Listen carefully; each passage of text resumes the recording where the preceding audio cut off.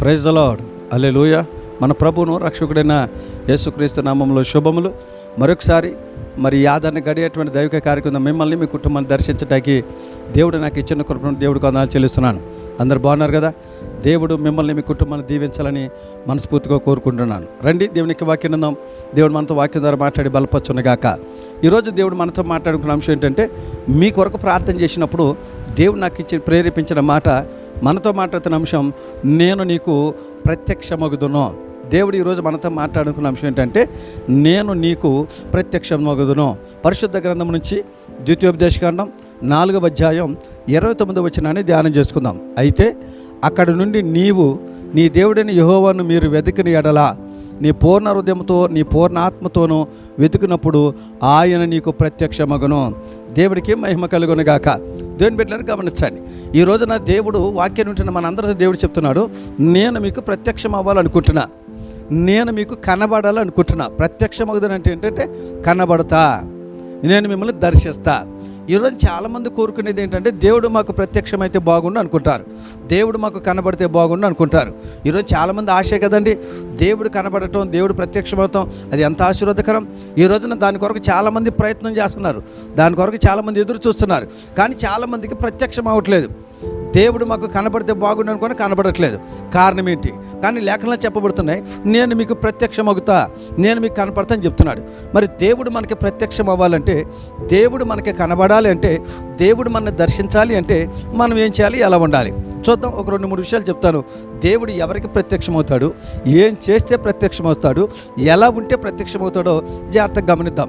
మొదటిగా పరిశుద్ధ గ్రంథం నుంచి దేవుడు ఎవరికి ప్రత్యక్షమవుతాడు, ఏం చేస్తే ప్రత్యక్షమవుతాడు అంటే, అదే ద్వితీయోపదేశకాండం మనం చదివిన వాక్యంలో 4వ అధ్యాయం 29లో ఉన్నటువంటి మొదటి మాట ఏంటంటే, ఎవరైతే పూర్ణ హృదయంతో పూర్ణ ఆత్మతో ఆయనని వెతకతారో వారికి దేవుడు ప్రత్యక్షమగునుగాక. ఈ రోజున దేవుని బిడ్డలు గమనించండి, దేవుని మందిరానికి వచ్చి పూర్ణ హృదయంతో పూర్ణాత్మతో దేవుని వెతకాలి. పైపైన ఏదో ప్రార్థన చేసి, నోటి మాటలతో ప్రార్థన చేసి, నాకు కనబడు ప్రభు అంటే, దేవుడు నాకు ప్రత్యక్షం అంటే ప్రత్యక్షం అవ్వలేడు.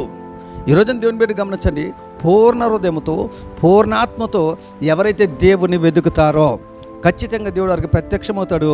వారి జీవితంలో దేవుడు ఆశ్చర్యమైన కార్యాలు చేస్తాడు. ఈరోజున దేవుని బిడ్డ, నువ్వు పూర్ణ హృదయంతో వెతుకాయని, పూర్ణ హృదయంతో ఆయన ఆరాధించు, వెదకు, ఖచ్చితంగా దేవుడు నీకు ప్రత్యక్షమవుతాడు, నీకు కనబడతాడు, నీతో మాట్లాడతాడు. రెండవది, దేవుడు ఎవరికి ప్రత్యక్షమవుతాడు? ఏమండి, నేను ప్రార్థన చేసినా నాకు దేవుడు ప్రత్యక్షం అవ్వట్లేదు అని అంటారు కొంతమంది. చెప్తున్న జాగ్రత్తగా గమనించండి. రెండవది, ఎవరికి దేవుడు ప్రత్యక్షమవుతాడంటే, లోకారాసిన సువార్త 1వ అధ్యాయం 6వ వచనం మాట ఏంటంటే, ఎవరు దేవుడి దృష్టికి నీతిమంతులుగా కనపడతారో వారికి దేవుడు ప్రత్యక్షమగునుగాక. ఈ రోజున గమనించండి, మనము దేవునికి దృష్టిలో నీతిమంతులు ఉన్నామా? నీ స్నేహితుల దృష్టికి నీతిమంతుడివే, నీ బంధువులకి నీతిమంతుడివే, అవసరమైతే సంఘ కాపరికి కూడా నీతిమంతుడివే. దేవుడి దృష్టికి నీతిమంతుడిగా ఉన్నావా లేదా ఆలోచించండి.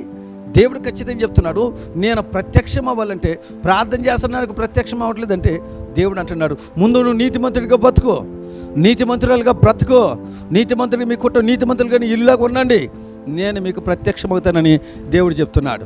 ఈ రోజున రెండవది, ఎవరు దేవుడి దృష్టి నీతిమంతులుగా ఉంటారో వారికి దేవుడు ప్రత్యక్షమవుతాడు. దేవుడికి మహిమ కలుగునుగాక. హల్లెలూయా. మూడోది చెప్తాను, ఎవరికి దేవుడు ప్రత్యక్షమవుతాడో. నేను మీకు ప్రత్యక్షమవుతాను అంటున్నాడు కదా, ఎవరికండి? మూడో మాట చెప్తాను. 1 సమూయేలు గ్రంథం 3వ అధ్యాయం 1వ వచనమైనటువంటి మాట ఏంటంటే, ఎవరు దేవుని కొరకు ప్రతిష్ఠించుకుంటారో వారికి దేవుడు ప్రత్యక్షమగునుగాక. ఈ రోజున దేవుడి మందిరకు వస్తున్న నీవు, దేవుడి దగ్గర నీ ప్రతిష్టత ఏంటి, దేవుడి దగ్గర నీ నిబంధన ఏంటి, దేవుడికి నీకున్న ఒడంబడిక ఏంటి? ఈ రోజున దేవుడు నాకు ప్రత్యక్షం అంటే ఎలా అండి? అడగటానికి మనకు న్యాయం ఉండాలి కదా. అందుకే దేవుడు చెప్తున్నాడు, ముందు నువ్వు ప్రతిష్ఠించుకో, నీ ఒడంబడిక ఏంటి చెప్పు, నీ నిబంధన ఏంటి చెప్పు, ఖచ్చితంగా దేవుడు ప్రత్యక్షమవుతాడు. 3 విషయాలు చెప్తున్నాను దేవుని బిడ్డ. దేవుడు మనకి ప్రత్యక్షం అవ్వాలంటే, 1, పూర్ణ హృదయంతో పూర్ణాత్మతో మనం ఆయన్ని వెదకాలి, ఆరాధించాలి. రెండవది, నీతిమంతులుగా ఉండాలి. మూడవది, ఎవరైతే ఆయనకు ప్రతిష్ఠించుకుంటారో వారికి దేవుడు ప్రత్యక్షమై వారిని దేవుడు దీవించునుగాక. ప్రార్థన చేసుకుందాం.